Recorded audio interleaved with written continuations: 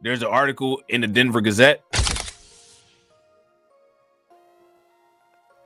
And this is what that article says. Shout out to TD Media Group. What's good with it, bro? Rent at Aurora Complex, a law firm says. But remember, they were saying that this is made up.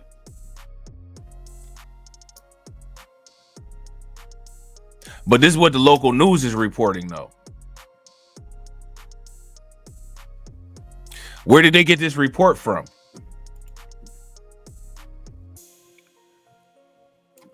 Through violence and intimidation, a Venezuelan gang took over the Whispering Pines apartment complex in Aurora and sought to collect up to half the rent from the leaseholders, drying up collections for the landlord, according to a law firm's investigations. So they calling this law firm a liar? You know what I'm saying?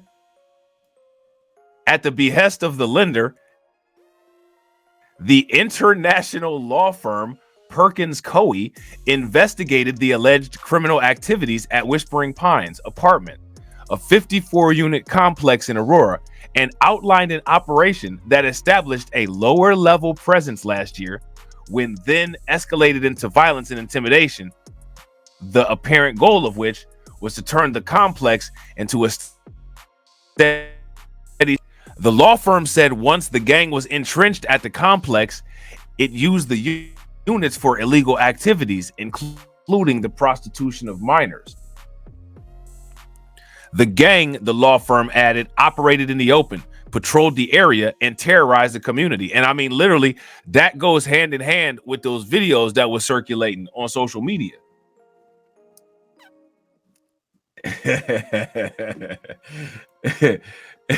Shout out to TD. TD said, a side note, inside joke. I die laughing. I can't stop laughing at Ninja's hit. Yeah, Ninja's hit, bro.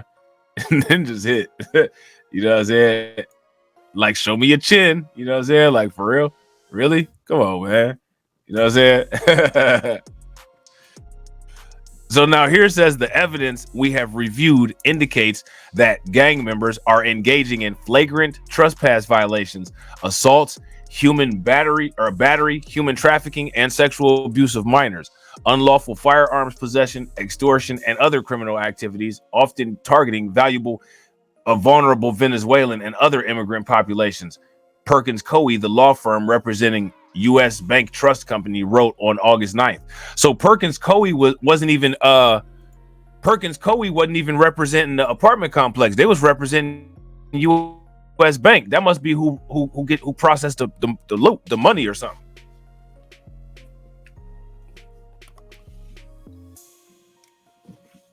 So now what's interesting about this is why the city officials didn't mention this.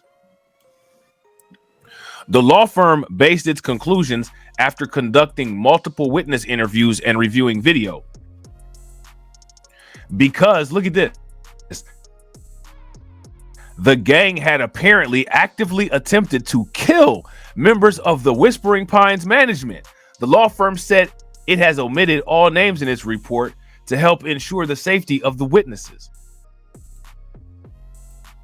And remember, I kept saying, you know what's crazy about this situation?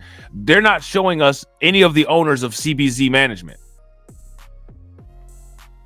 Like with a story like this, you would think that they would at least have some type of representative from CBZ, right? But we haven't heard anybody from CBZ. We haven't seen anybody from CBZ.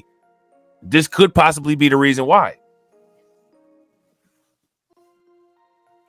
The firm's findings were emailed to then interim police chief Heather R. Morris, Mayor Mike Kaufman, and the Aurora City manager Jason Batchelor on August 9th, 4 days before officials boarded up a sister property, Aspen Grove, owned by the same people, mind you. Right? The 10-page letter provides an exhaustive list of details that paints the picture of a terrorized community. Those details include death threats and attempts to extort the property manager, who later fled the property. He picked up his suitcase and picked up his hat and said, "Peace." He said, deuces. The gang also told staffers and housekeepers that they are now working for the gang. You work for us now. You know what I'm saying? That's crazy. The gang's modus operandi appears to be unlawfully move gang members as well as vulnerable immigrant families into vacant units, the law firm wrote. The gang also forces rent-paying residents out to create more open units and uses the apartment for purposes of illegal activities such as prostitution. In addition, the gang attempted to use threats of violence to extort the property manager into paying it sum of 50% of all rental income. Yo, that's crazy. Tren De Aragua, which originated in a Talkin prison in Venezuela, is linked to criminal activities that include human trafficking, particularly of immigrant women and girls, drug trafficking, kidnapping, and money laundering. Tolerated. Yeah. I think they lost that battle already.